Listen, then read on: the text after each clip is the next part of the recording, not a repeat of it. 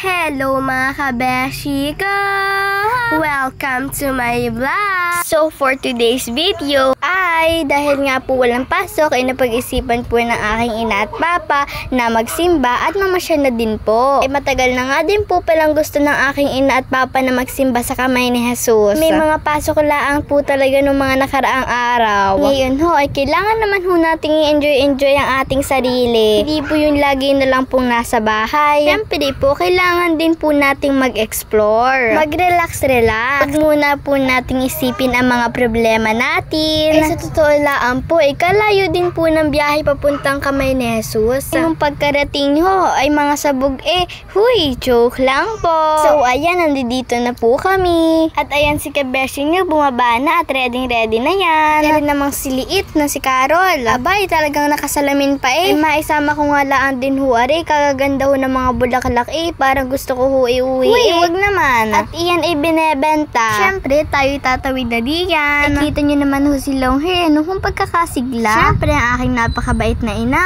Love you, ina. Iyan, natatanawan ko na ang salitang kamay ni Jesus. Magpipicture ako dyan mamaya. Ang papay kikil nagigil din kay Carol Liit. At siyempre po, shoutout po sa aking kapatid na si Ate Machin na napakaganda. Sa paglalakad po namin dito, kagaganda po ng mga view. Kita niya gaho iyan, kita na po ang bundok At ito na guys, ang pinaka-exciting na part. Nung nakita ko nga po pala, wala pong miniisa na naakyat. At sarado po. Nung part na nga po yan, ako po lungkot na lungkot at akala ko po talaga bawal at madulas po. Ayun naman po pala, itatapusin muna po pala iyan. At ayan na nga po, binabasbasa na po kami ni Father. Sinabi ko pa kay Longhair na ako'y nabasa at ako'y magkakaroon ng blessing. Abay, naghuntahan ang dalawa At ayun na nga po, patapos na. Syempre po, upo muna po kami sa loob para makapagdasal na din po. Tuwang-tuwa nga po pala ang aking papa din at pinapabidyohan po dawa po ni Carol. Masabi ko nga lang din po sa inyo, ito nga po pala ang pinakamagandang part. Na ganyan din po aking mga kapatid at aking ina. Ang tawag po dyan magpahiling. Sabi nga po ng aking ina, kusa daw po siyang natumba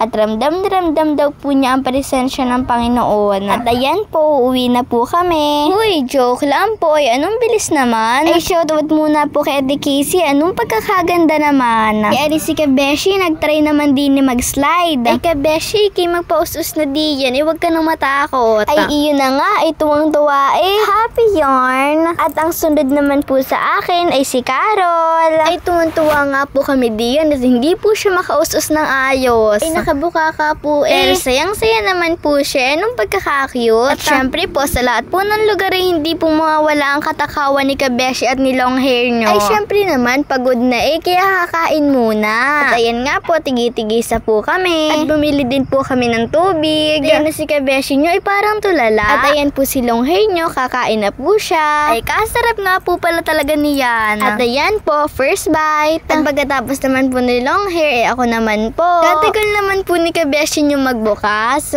Kaganda rin pong babae. At ayan po, kakain na din po ako. Masarap ka kabeshi. Siyempre naman, alam namang hindi. Gutom pa nga ako si Longhair nyo, humingi pa po sa aking ina ng pera at bumili pa po ng ube. At syempre, titikim din ako. Kain lang kayo dyan. Mga kabeshi, ang taga-video nga po pala namin ni si Ate Rika, sakto naman po siya nilalagnat. Nung pagkatating po namin, talagang lagnat na lagnat din po siya. Talagang awang-awa po kami sa kanya. Talagang napakaganda naman ng buhok ni Longhair at napakahaba. Parang pambabae. Yun na nga, binigyan na nga ng tubig. At syempre, magpapausos po ulit ako. At ang next po ulit ay si Carol. Naturuan na nga po yan ng kapatid ko kung paano po umusos. Bumukaka na naman po. Inis na po iyan. Takot na takot po Pumunta po agad yan sa aking kapatid na si Ate Machel. Umag po agad yan. At ali nga po aking kapatid nagpapapicture din sa kambing. At ali na nga po mga kabeshi, aakyat na po kami sa taas.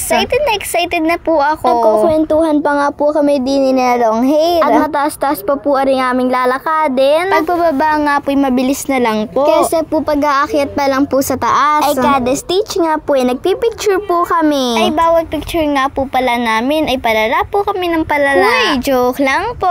Pero totoo naman, ang itsura palala na ng palala. Ay ilan pa kayang hakbang bago makapunta sa taas? Ay ari muna, pahinga muna tayo. Talagang pagod na Isa munang pick. At lakad na ulit. At ayan po, malapit-lapit na din po tayo. Ay talagang napakaganda po ng view dyan. Ay talagang kitang-kita mo po talaga lahat. Naliliit po ang mga bahay. So guys, isang stage na lang po at marami pa pong step. Sa taas na po tayo. Pasok mo bang dito?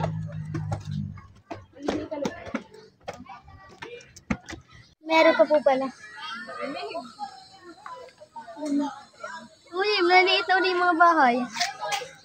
At ayan po yung mga picture namin. At apat nga po pala kaming umakyat. At hindi na din po umakyat si Ate Rika at masama din po ang lasa. Baka mas lalo pa pong maliyo. At si Carol din po hindi na din po umakyat. Baka po hindi kaya net napakataas po na rin. Na po at Papa hindi na rin po. Baka naman yan kay Beshi, nagang ginagawa mo diyan. At ayan po, bababa na po kami. At tinatawagan na po kami ng ina. Ay nung bababa na po kami, sabi po sa amin ni Carol, ay katigas daw po ng ulo namin. Ay ari nga lang mahirap kay Carol na ari, takot na takot ho din eh. Ay nung pag-uwi po namin, kumain po kami sa Jollibee at bumili po kami ng rambutan. Thank you po ina at papa, syempre po sa Panginoon.